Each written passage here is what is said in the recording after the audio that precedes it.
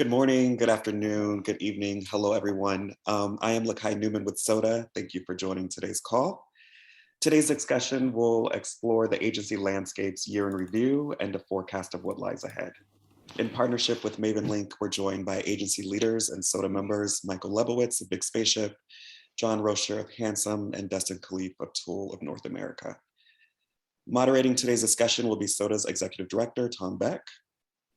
A few notes before we begin. As a reminder, we are recording today's call to return highlights to you and your teams. Please feel free to ask questions, share your thoughts and reactions in the Zoom Q&A or within the chat window. We will do our best to address all questions and will capture ideas for future discussions as well. With that being said, we shall get started now. Awesome. Well, thank you, Lakai, and thank you all for joining us. And I think audio is always on, even when you first joined the meeting. So sorry you had to listen to us banter for a few minutes, but we appreciate you all being here today, and we look forward to a great discussion. Big thanks again to Maven Link for helping us make these possible, and thanks for John, Dustin, and Michael for joining us in carving time out. It's a busy time of the year, so I really appreciate you guys carving out an hour to be here with us. So why don't we just jump right in, and we'll start with just a little bit of context so that those on the call get a sense of your agencies and where you're coming at as we get deeper into the discussion. So I'd love for you to just each do a quick intro on your agency, how long it's been around, kind of size, areas of focus, just a minute or two to help level set the conversation, and then we'll dive in from there. So John, I'd love to start with you and tell us a little bit about Handsome. All right. Well, Handsome's about exactly 10 years old. We had somewhat of a rolling start, but I'll call it 10 years old. And we've changed quite a bit. We probably have about 4 or 5 different versions of Handsome in the last 10 years, and we're going through a big change now again. But we're about 100 people, give or take. The agency is a little bit of a cloud, which is kind of cool in terms of how we consider a core and the people that work for us and different types of artists and creatives. But generally, we work on holistic experience for clients, and that is as nebulous as it sounds. So we work on all different kinds of platforms and touch points and moments and things, but ranging from brand to digital product and all kinds of things that are coming in the future. We were founded in Austin, but now are proudly what we call an everywhere agency. So all of those people that I mentioned before live in almost as many different locales as we have people. That's awesome. Well, thank you, John, and thanks again for being here today. Dustin, tell us a little bit about Tool. Yeah, so Tool's been around since 1995, so we're old now. But it actually started originally as a commercial production company. So really just representing directors and shooting TV spots and viral videos, when we used to call them that, and all that kind of stuff. And then I think we've had 2 major moments, over the years. One was in 2009, we founded our digital and experiential group, and that really allowed us to get into creative technology and how we could leverage that for our brand and agency partners to kind of find new ways to connect with consumers. And then soon after that, we also kind of transitioned ourselves, not fully to an agency, but more to what we call a creative production partner, where we kind of sit in the space between what an agency does and what a production company does, kind of getting involved with creative strategy and ideation, as well as actually the making. And that's been a really great space, for us, and we're looking forward to talking more about it. And as far as some of our key clients, I mean, we work with everyone because we really work more on a project basis than necessarily on an agency of record or production company of record basis. But some of our biggest current clients are Amazon, Uber, Upwork, some pretty large brands. But again, we work with about everybody you can imagine we've had an opportunity to work with over the past 26 years or so. So that's a little bit about us. Yeah, awesome. Well, thanks again for joining us, Dustin. And Michael, tell us a little bit more about Big Spaceship. We have this every time, and every time I don't have the foggiest idea how to describe it. I've been tracking it, just so you know. Every time I've asked you, I've got all of your responses to the last 10 times I've asked it, and then we can put them all together, and that will be the story. Some sort of heuristic analysis that proves that I'm an insane person. Yeah, so I'm Michael Lebowitz, founder and CEO of Big Spaceship. We're pushing 22 years old come Hmm. March, I think, of next year.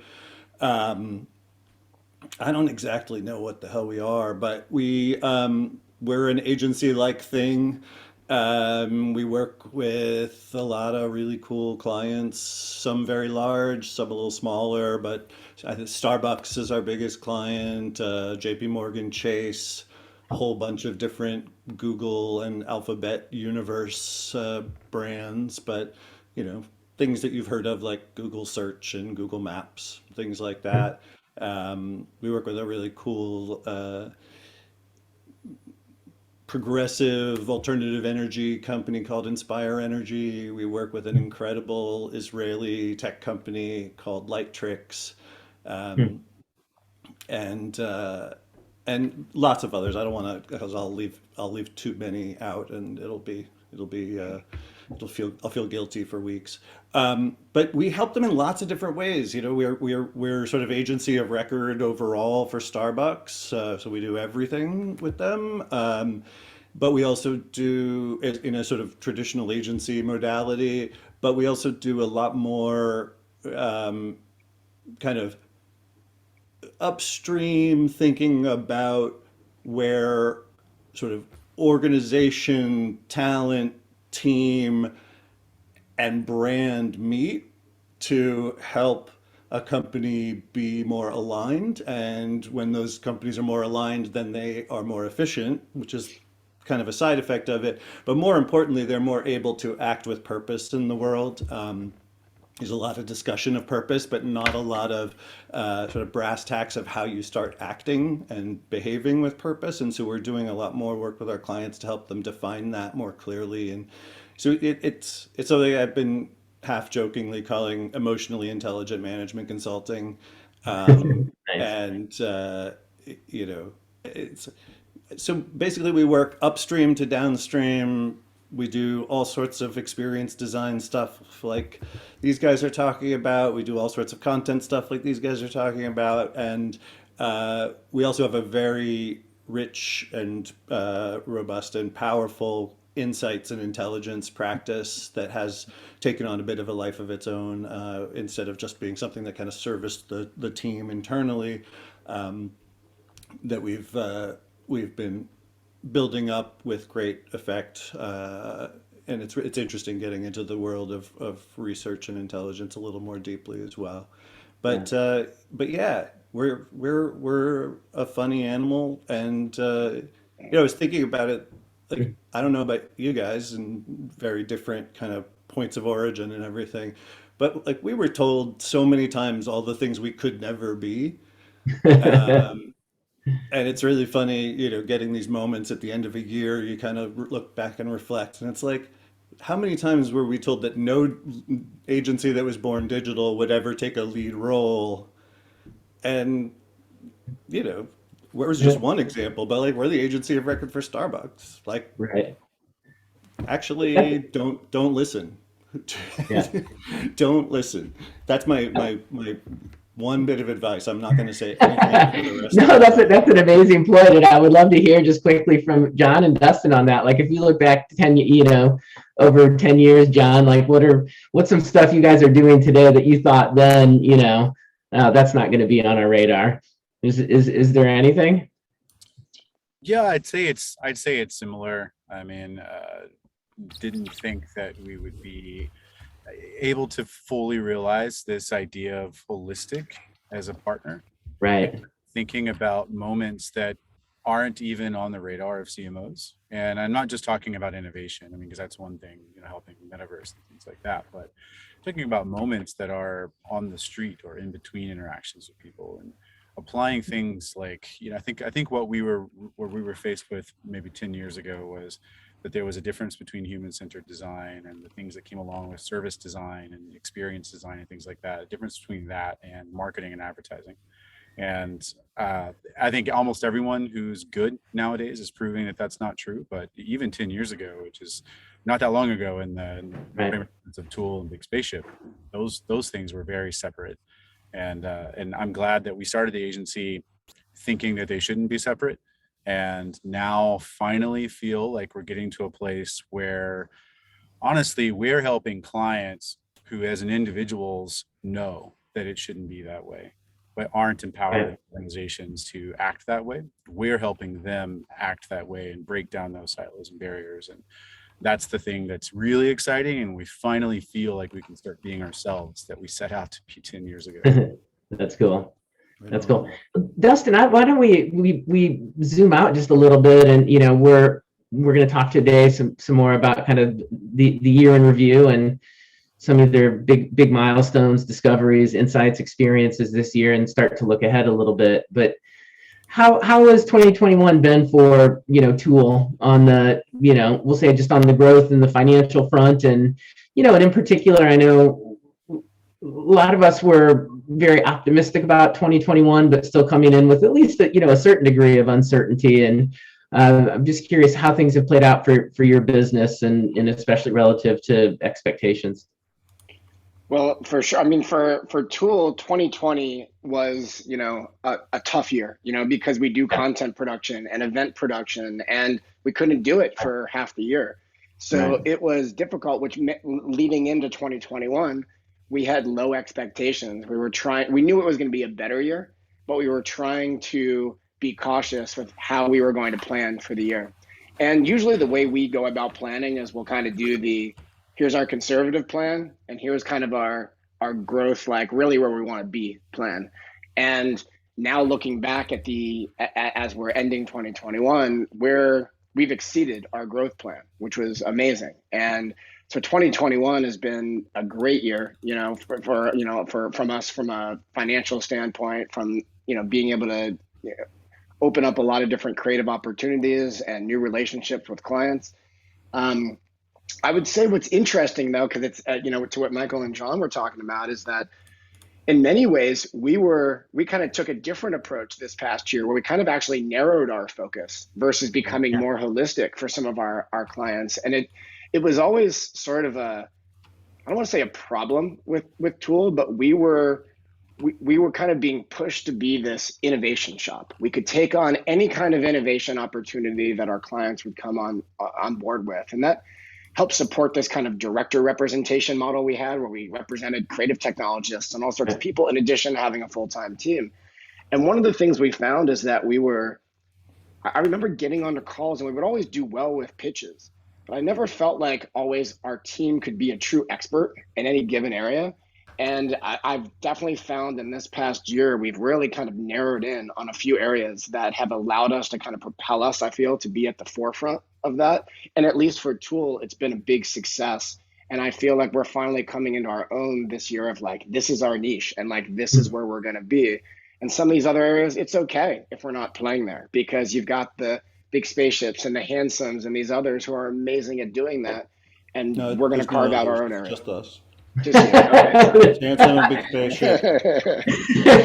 No, I love hearing that, and thank you for raising that. I mean, and we have the privilege within the SoDA community to see agencies of all flavors, types, shapes, and forms, and each of them has their own path and kind of trajectory to success.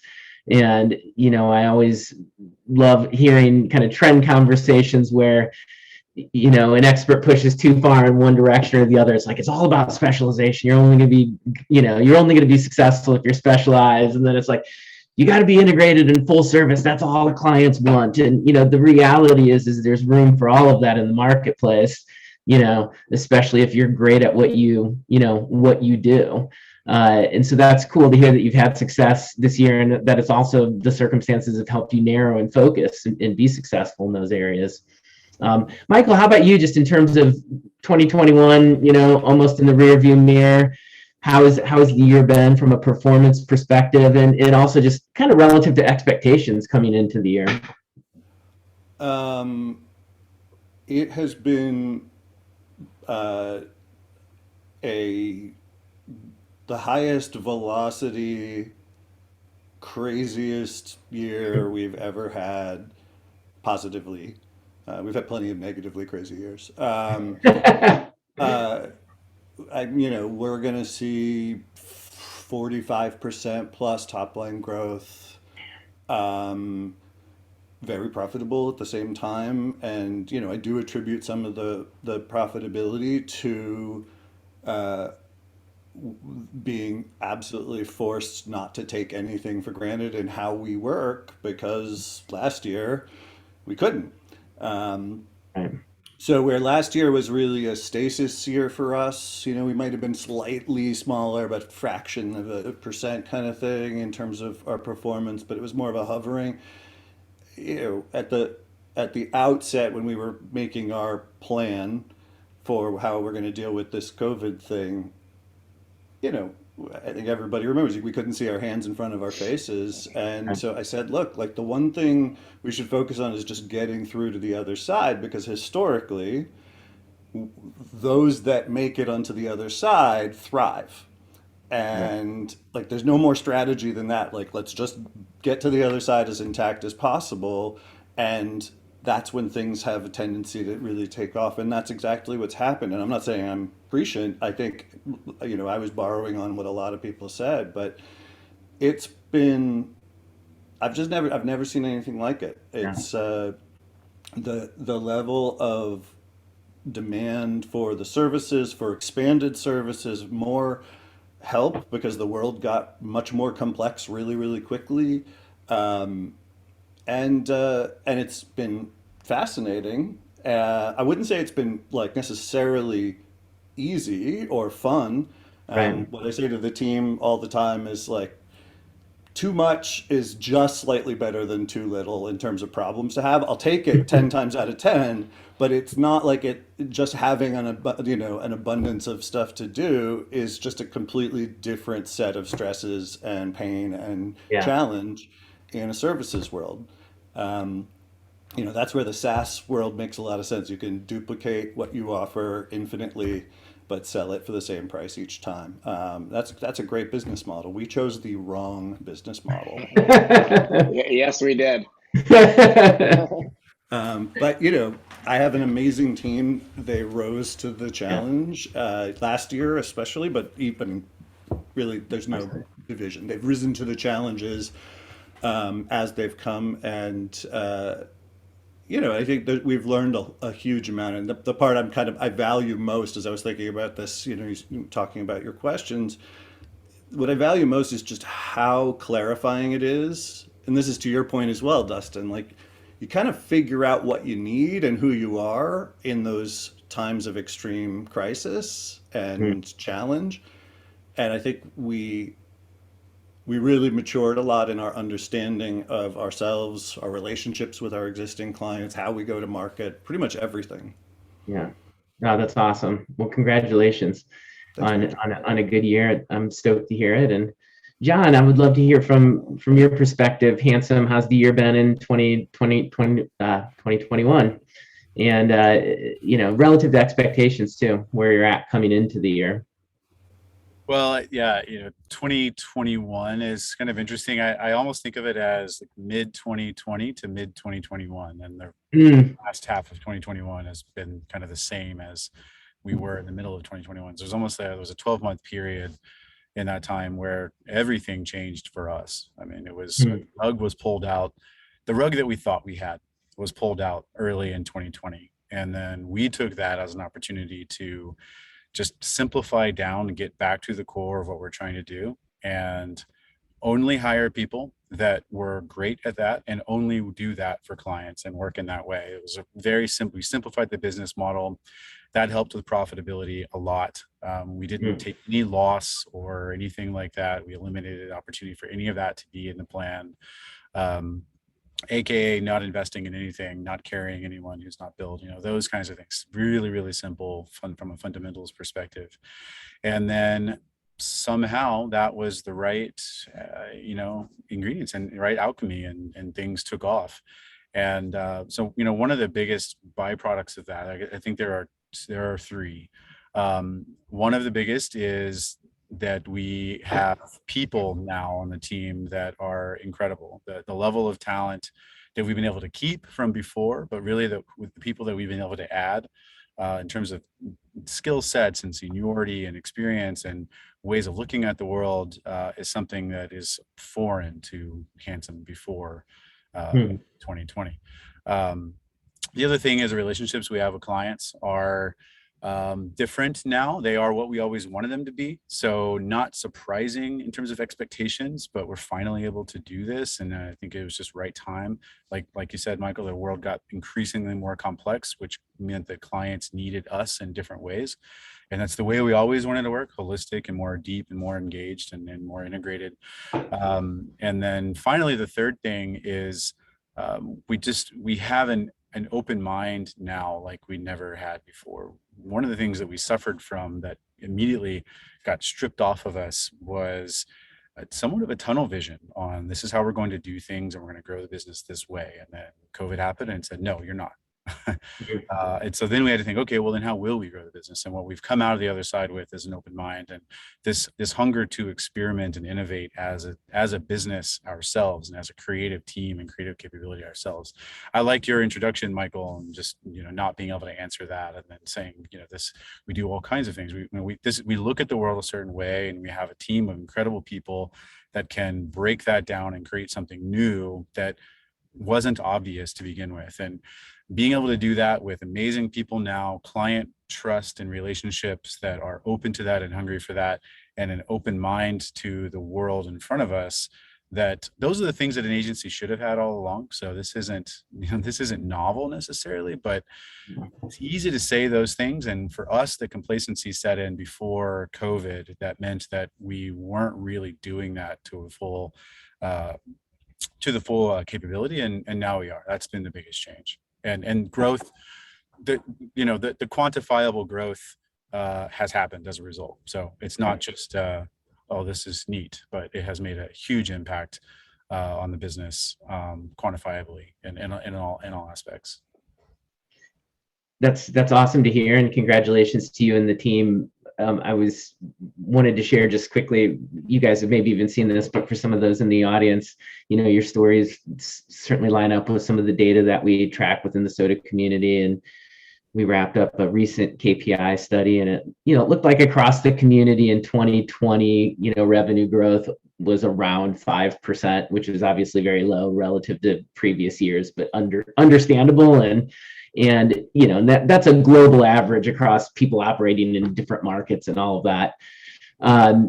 But this year, so coming into Q4, two things. I mean, one, we're seeing kind of projected growth rates, on average 20 to 30% within the community, very strong margins too. And interestingly, this is the first time, at least in 5 years, that I've done the study. We look at what the plan was, the plan or the goal at the beginning of the year, and then in Q4 compare what the year-end projection is. And inevitably, in most years, it goes down. The goal is, let's say, 20% EBITDA margin, and then, the average that comes in at the end of the year is lower than that, or the goal is 30% growth. This is the first year I've actually seen in the data that most people appear to be outperforming their plan in a very strong way. And that's really, really encouraging to hear, but also, again, for you guys and for this audience, the result of different kinds of strategies and different ways of tackling this problem in ways that are unique to, your business, and your team. And there's been lots of ways to kind of get through this, as long as it's kind of true to the way that you work and want to be. And again, just thrilled to hear you guys having success.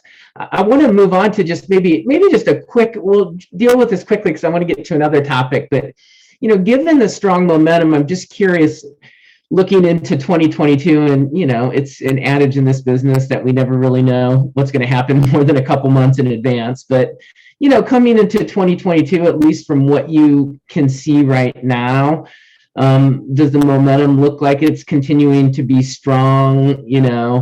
Do you see any things that have been, clients have been doing out of necessity in 2021 that may be shifting in 2022? But I'll start with you on that, Michael. Just what's the gut on 2022 right now, just in terms of the kind of trajectory and some of the momentum we've seen in 2021?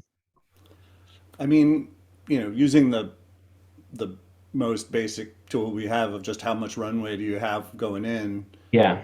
We've never I mean, we may be, different certainly than Tool and Dustin's group, in that we are working in a retainer Mm, way with many, not all of our clients. Sometimes it's more of a hybrid. So we can project out a little bit better, which is one of the right. advantages of retainers. There's also disadvantages. I don't want us to get into that age-old thing, but um, we're in a really good spot. I mean, Right. we have revenue booked for next year that equates to uh, total annual revenue for Right. most of the years we've ever been in business up until fairly Right. recently. Um, and yeah, we're planning on this being sustained. Yeah. The caveat to that is um, nothing sustains forever, and uh, for those of us who've been in the business long enough, we've seen nothing quite like what we've been through and are going through, because it's a change on so many levels. But we've seen financial crises and downturns before, and they are inevitable. So the the key thing that we're trying to kind of build into how we plan is uh, not getting over our skis with getting back to overinvestment, not starting to have new hobbies, just Right. because, and not feeling like you have to deploy every dollar, Mm, because having that rainy day fund is the difference between, well, we all know what it is. It's a chance to stop and think when things do come down the next time, right. um, and continuing to be as smart as we can be um, about how we focus our funds and allocate them on as much as possible on the team. We'll, I'm sure, be talking about talent plenty, so I don't want to get out in front of that too much, but it's about their experience, and the rest of it is nice to have on some level. I mean, the tools are the tools. You have to have, all of Yeah. that. But really, at a certain point, and this was something we've already touched on a whole bunch. Like, agency sort of has always presumed a type of output and has always been sort of aligned with an output, and consultancy has always been aligned with an approach and Hmm. an impact. And that's why consultancies make more money. Right. Um, and I think that what we're in the business of, and what we're doing right now in some way, it sounds like, John, this is what you're going through as well, is, you know, if we stop thinking about the output so much as the holy grail of what gets purchased, and what we assume is that we're in the business of kind of applied imagination, right? We're in the business of solving problems that may not have occurred, at least in the context of this client or this client, and we get ourselves ready for that, then we have much more opportunity, because we're leaving ourselves open to seeing lots of different types of commercial problems that we can have an impact on. And Yeah. the hard part of some of that is that people have been taught to think a certain way. I think the biggest challenge we'll face is unlearning a lot of things that people have been told about where their skills are applicable. And Mm, to me, it's like, oh, your skills are applicable like everywhere. Like, I look at my team and I'm like, you can do anything. You just don't believe it yet. And I think right. that's actually a huge, huge challenge, because it's completely institutionalized. Right. Um, so what unlocks the continued growth and momentum in a way is sort of group psychological. Uh, Maybe that's a little too crunchy for the audience. I hope. Please tell me I'm full of shit. I enjoy that. Um, but really, like, do we believe that we actually deserve and have the skills and the place in the world to make a real impact? Mm, And are we also willing, as a group or a series of groups, to take the trade-offs that come with that, which is like, hey, maybe it's not about shiny awards. Right. You know, maybe those actually send you in the wrong direction. Stuff Right. like that. Yeah. That's awesome. I love that. I love that term, applied imagination. So, Dustin, I would love to hear from you, especially since I know, you guys are more project-based, and, we talked about this a little bit before we got started, but just in terms of looking into 2021 2022, you may not have as much visibility as Michael, and even, John, I know you guys do a lot of retainer work too, so that can provide you with more visibility. But what's 2021 looking like, for you guys right now? And do you expect some of this momentum to continue, at least for the time being? Oops, I think you're. I always like to set low expectations, so I'm going to say it's going to be moderately good. And we'll see. That's what I always tell people. Like when they're like, "Is the movie good?" I'm like, "It's okay," and then I hope that they're gonna just love it. Are you like it's like a 3.8 out of 5? Like you never go with a 4-star, but it's 3.8. Exactly. But I can say the good news is that we already have a full runway of projects for Q1 of next year. And so I was telling you a little bit, when unfortunately or fortunately, we're having to turn away some projects right now because people are coming to us at a time during the holidays that we're already kicking off 4 or 5 projects, for Q1 of next year. I'm also finding that at least in our case, on the project basis, a lot of our brand clients are coming to us going, "We have money left over in 2021. We need to spend it with you now and let's actually produce it in early 2022." So we've seen a lot of that, which I assume is a bit of a carryover from the uncertainty of early 2021. So everything seems to be trending, in the right direction from that perspective. Something else that we have seen, and again, I don't want to get too far ahead because I know we're going to talk about talent, but one thing that, because of the volatility, at least for us in 2020 and even early 2021, one of the things that we've kind of shifted towards, which has helped, is a lot more long-term contract work with our senior creatives. We're finding in the industry, one, the very best creatives don't necessarily want to be locked down to one full-time, position. But two, it's allowing at least a company like Tool to have a little more flexibility and working with different types of amazing creatives who kind of can help bring a fresh perspective, to some different kinds of projects that we're working on and different clients. And for us, it's been super duper successful. And I have to say, it unlocked for us, going back to traditionally how you go about it. You're like, oh, you need to have like a big full-time team. And like, this is how you need to support your clients. And there's still something to be said for having the certain types of like in-house knowledge.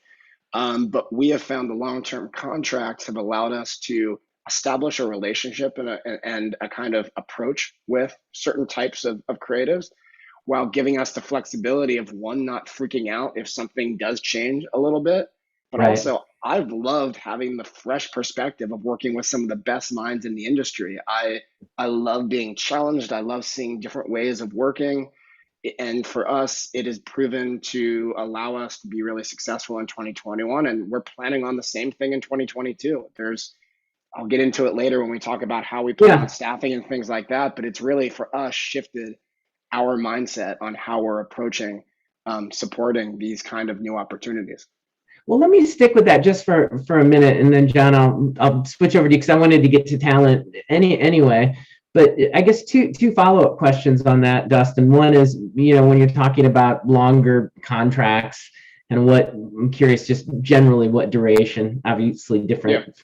And then piece 2 is, so when you're bringing in the kind of freelancer contract creative talent, are you also doing a little bit more where there may not even be a specific project yet, but we're going to have them for this long, so we're going to use them on multiple initiatives depending on what comes up? But tell us maybe just a little more about duration and kind of the approach to how you deploy them.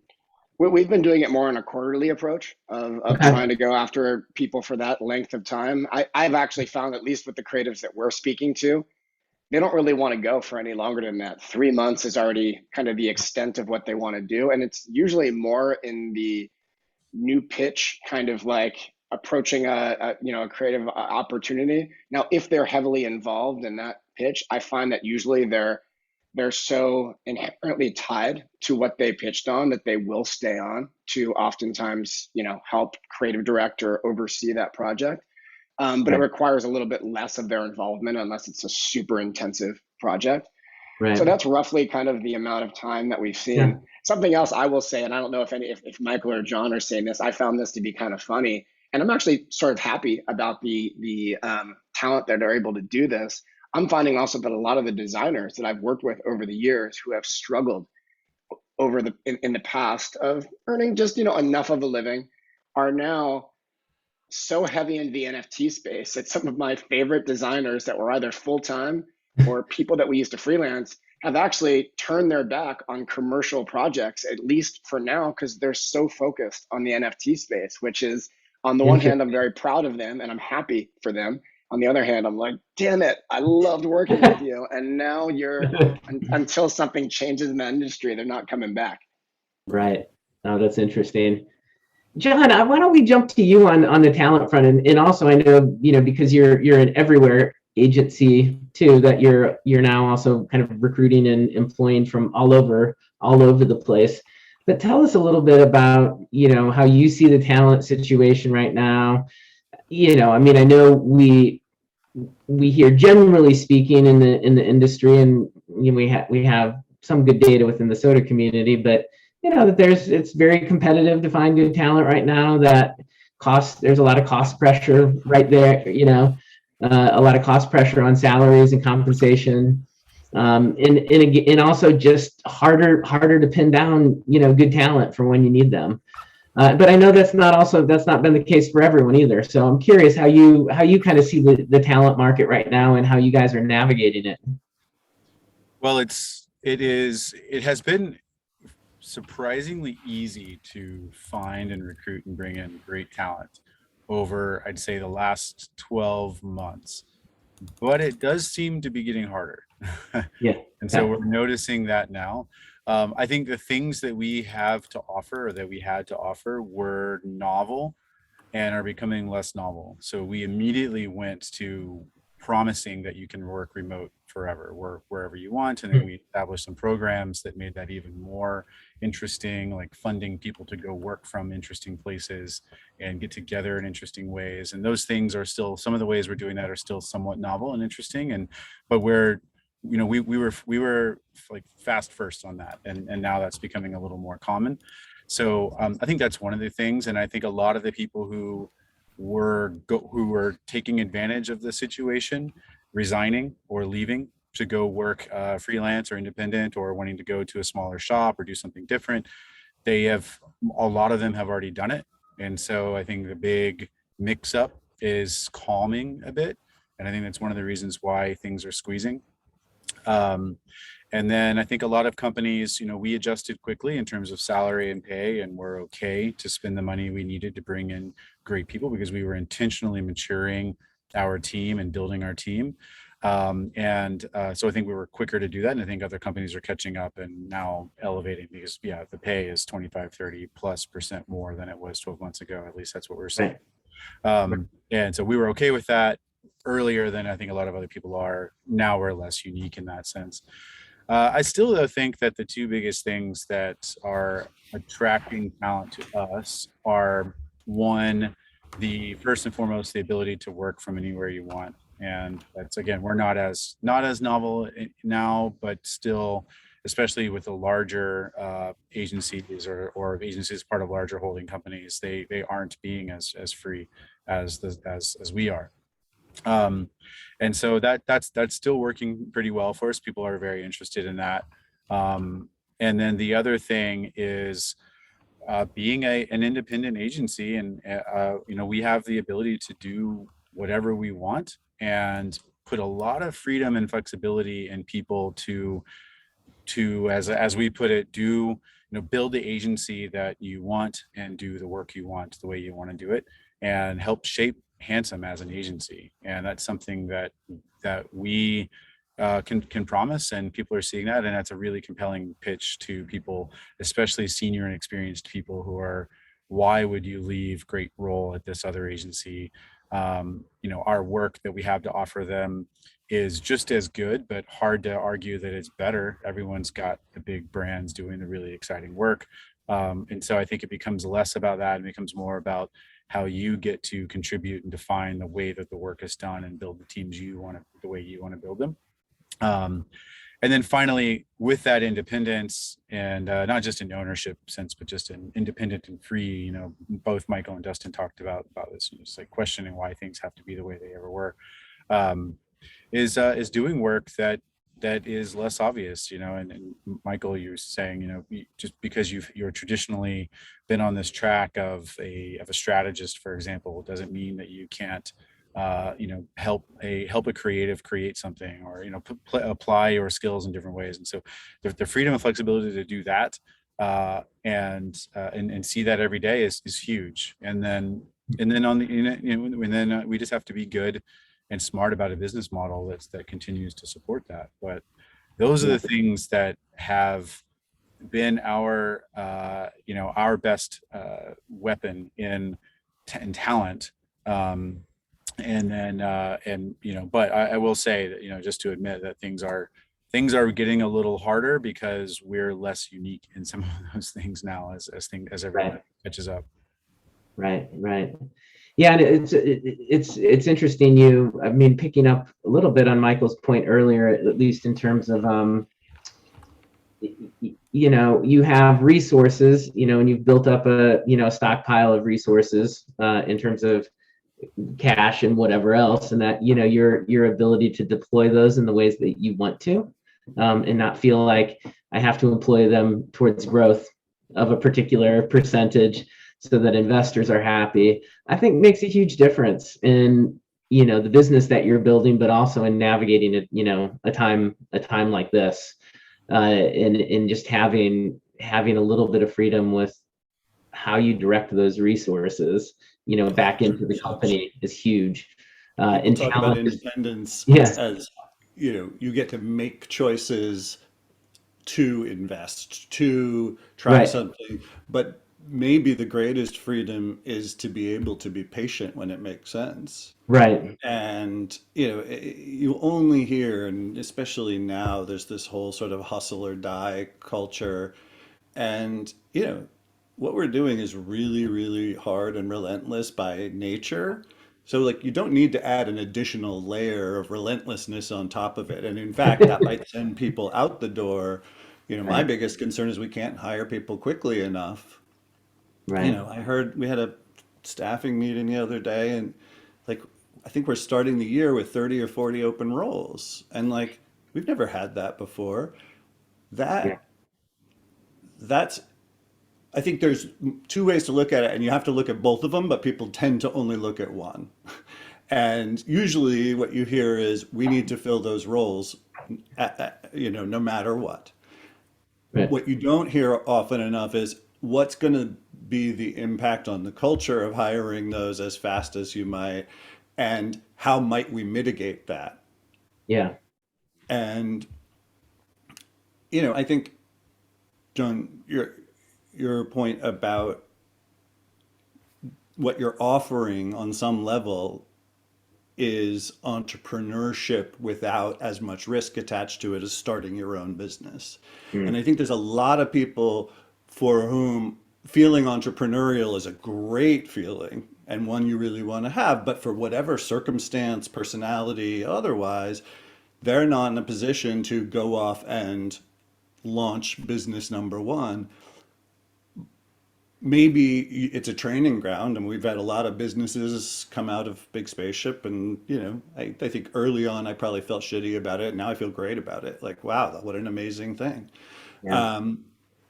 But I think that is the thing, and that is the thing that independence affords us that can't be faked, and it can't be just, oh well, we'll just up our budget so we can compete.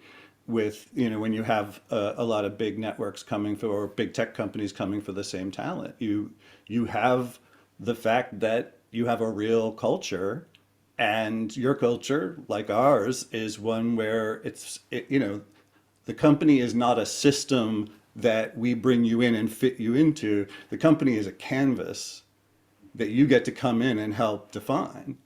And that's a huge difference if you can get it across. Right. And it's hard to argue with. At the Yeah. same time, it's also hard to argue with. They're offering me signing Yeah. bonus and 30% more than the 30% more you've already put on the table. Right. Right. No, I think that's an awesome point you both are making about kind of allowing team to feel entrepreneurial, and I love that perspective. I think the other thing too that somebody at my office said to me the other day, which is interesting because we're all doing it to some extent with the work remote, but the fact that a lot of staff before felt like their work life was intruding on their personal life. And now I feel like the advantage of us kind of in whatever model you are, but mostly working at home, is our personal life is now intruding on our work life, which is kind of a nice, at least for me, and I know the staff at Tool, that makes them feel so much better. Our work is so volatile. We have calls at 7 a.m. sometimes at late, but the idea that you know what? I can go see my kid's football game in the middle of the day and take that break, which was really hard to do when you were at the office. I think that's the other perspective of talent that we need to really think about, and the mindset that they're in, and the calmness that you feel of being in your own space, and not always feeling that mandate of like, be in the office and work comes first. And it's a major difference, Yeah, balance. I mean, that's huge. And I think I don't know about for you guys, but I think it's a learned skill. Most of us, that's a pattern that we have to break and learn how to, turn that argument on its ear. Dustin, as you said, instead of having work always intruding on life, it's having life intrude on work, but understanding how to do that really effectively can be a huge upside to this whole thing. I don't know, John and Michael, you guys seeing some of the same thing on, both with yourselves and your teams? I miss having an office, not because I want to go back to the way things were.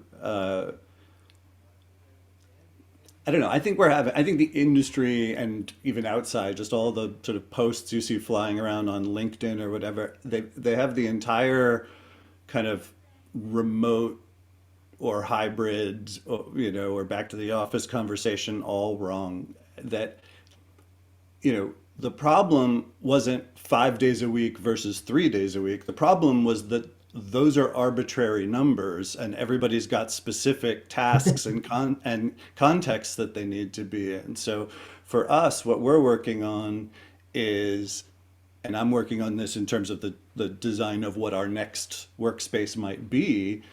It's not about a certain number of days. It's, okay, we've been doing this completely remote for a good long time now. We have a pretty strong sense of which activities benefited and which activities could be enhanced, where we lost something or we might have done even better had people gotten together at certain moments in that process. Yeah. I find oftentimes, we default to Zoom now, but when I talk on the phone with somebody, even, I have a much more rich, interesting conversation. So it's about the context of what needs to get done. That should be defining where you go, both for yourself as an individual, again, to find that balance. Well, I really don't do well when I'm in a loud place full of people, so I have to focus. I'm going to stay home today, or I'm going to go to a cafe or a WeWork today, and really lock in. Other people need that, so go find what works for you. But this is a team sport for the most part. You have moments where you go off and do things. So where are those things sort of enhanced by being together, right? I find that when my team is in a room together doing a pitch, the pitch is way better because my team actually really likes each other. And so they play off Right. of each other in a way that you can't do with any HD webcam. Yeah. Uh, so maybe we figure out as much as possible we want to pitch together, and then we can break off and do that. I think certain phases of projects, certain types of meetings with clients are way better remote, less travel, all that stuff, but some are way better in person. Yeah. So that should be the conversation, is where does it make sense and how does it make sense to do it? Because it adds value to the individual, to the team, to the company, to the client. Right. Well, it gets back And the to, rest of it is just arbitrary bullshit. I know, yeah. Oh, we're mandating 3 days a week. Well, who decided on 3?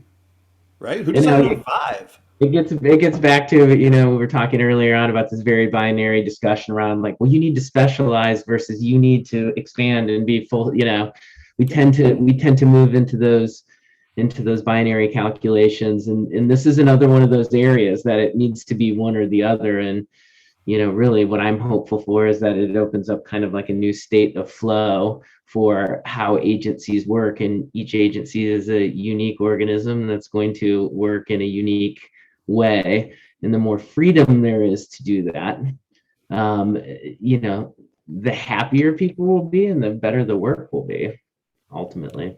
Hope so. So, well, okay, we have just a couple minutes. I want to close with it. You've touched on it a little bit, but I think this is a nice one to close with, which is, we've talked a little bit about we've shed some things and we've picked up some new things in the last year. We've all been forced to over the last year and a half. I'd love to just hear from each of you again, like what's something you feel like you've shed, in the last year out of necessity or out of a new way of looking at things, and what's something that you've picked up that you really think is going is going to serve you in the team well moving into 2022. So John, I'll start with you. What's something that you and the team at Handsome have shed in the last year or two, and something that you've picked up that you feel like this is going to serve us well? Well, I think it's what you said. We've touched on all three of us have said this multiple times in different ways, and it's just the thing that we shed the most about a year and a half ago, I'd say abruptly in March of 2020, was that there was, generalizing a one way of doing things, that we're on a single track. Each person is on a single track, and the creative was great. The ideas were great. The team worked great together. So, pre that moment, I'm not saying it was bad. It was great, but it was closed-minded, and that it made creative harder to do. We did great work despite that, but it made creative harder to do. It made understanding the world harder. It made finding talent harder. It made growing the agency harder. It made serving our clients harder. And I think the thing that we shed is this tunnel vision or closed-mindedness. And the thing that we gained is this new world of being completely open-minded to how things can work. And I think that aligns great with what's happening, trend-wise in technology and market, decentralization of how people can make money and monetize their ideas and skills and time and attention. And, when we get into things like metaverse and there are no rules anymore, and being closed-minded is the worst thing in an environment where there are no rules. And so I think that what I'm most excited about is taking that kind of shedding of this, even kind of existential understanding. Again, I love how you introduced yourself, Michael. Shedding of this idea that you understand who you are and what you are, and then just be creative, be open-minded about how we even do what we do and what we even are, let alone what we do for our clients. Yeah, that's awesome. How about you, Dustin? I mean, listen, I think you just summed it up really nicely, John. And as far as, I think all of us, you're right, have kind of spoken on that subject just a little bit here and there. I guess if I were to add on to it, and this is going to sound kind of a little stupid for someone who comes from the digital world, of saying this, but I think for me, what's opened up is just the ability to be more comfortable and live in the digital space, meaning living on, video calls, thinking about, the kind of opportunities in the metaverse, thinking about, physical, even just in the office workspace, is not the mandate and doesn't always need to be there. It will play a major role, and we all have to find the exact right balance. And all of us are going to be experimenting with it. We keep calling it our reentry and experimentation when we go back to it. There's no way I know exactly how it's going to work, because we don't. We've only all known how it's going to work, either everybody being remote or everybody being in the office. The hybrid in between is going to be complicated. I remember we used to see it back when we used to do Google Hangouts and all that sort of stuff. And some people were in the meeting room and some people weren't. I guess my point is, just to sum up, because I know we're running out of time, is that it's opened up my mindset, and I think our company's mindset, to playing more and just living in the digital space, which has allowed us to kind of advise our clients in that way and shed some of the importance on just, it has to be a physical event or a physical this or a physical that. And I think that's been something that we've enjoyed pushing on and will continue to push on. Yeah, awesome. And Michael, we'll close with you. Any final thoughts or observations on that piece of just leaving things behind and in leaning into what's ahead in 22? Well, I started with one answer in my head, and then something John said sent me off on a very internal rant, which is, the idea that there are no rules in the metaverse. I think that's a very, I want that to be true. The early days of the web, there were no rules, and some amazing work happened because of that. A lot of what's happening now is just a reflection of work that happened 15 years ago that people have forgotten about, so it seems novel again. So I don't know. I think looking forward at 2022, there's one thing, which is it has to be focused on humans. And we've been talking a lot about how people feel, implicitly or explicitly, over the course of this. But you've got a very bad actor in what I still would like to call the Facebook company, because changing the name doesn't change the past. And they would like to write those rules. They would like to own control over physics and commerce and how we self-identify, and there's no good track record there for knowing how to enforce people's behavior. So I think we, as people who are creating on these platforms and are either directly or indirectly responsible for funding them in their early stages, need to think about people and make sure that we're doing it in a way that it's we funded a massive super governmental organization that has wrought lots of terrible things on the world. First time, okay, we didn't know. But now we've got a chance. He's totally telegraphed what he's doing. This is the next one.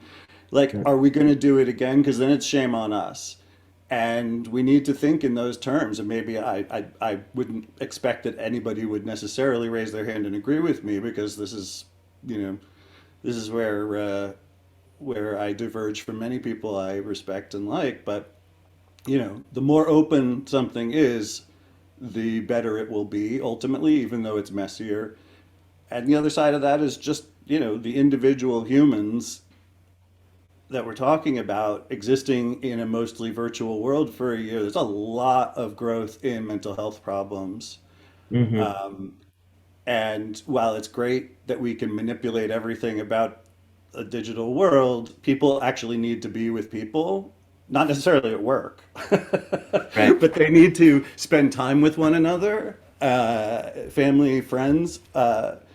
I struggle with my mental health over the course of this, and one of the things I've done is challenge myself. And man, it was probably one of the biggest challenges of of my year is to speak really openly about it with my colleagues, and as much as was appropriate to the context I was in with my team, just like, hey, this is happening, maybe happening to you. It's definitely happening to me, because that shit is real. Mm-hmm. It is really, really pernicious and real, and there's a lot of powerful organizations out there that really don't care. Yeah. Well, I think, and John, I know you have to, Just John, to you end have on a really light note.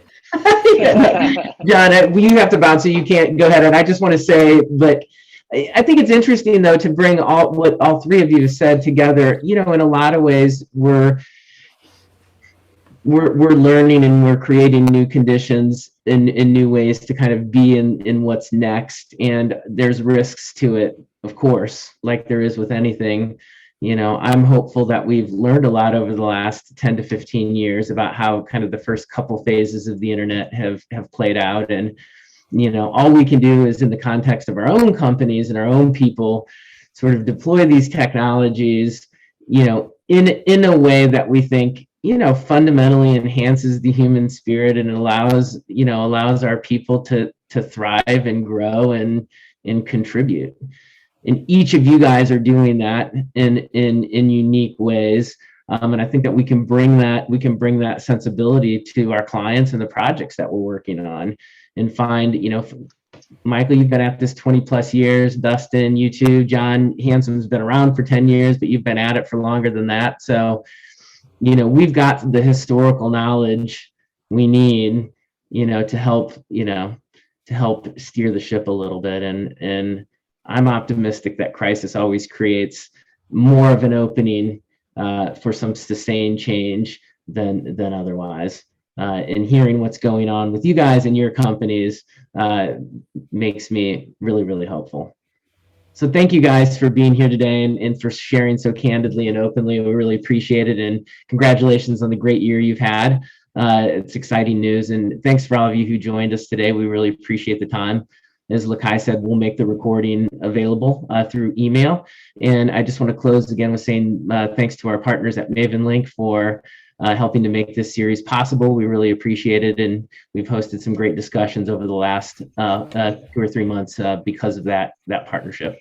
So thank you all. And if I don't see you, have a wonderful holiday, and we'll look forward to tackling these big problems in 2022. Thanks. Thanks, guys. You guys are rocking. Thanks, everybody. Good seeing you.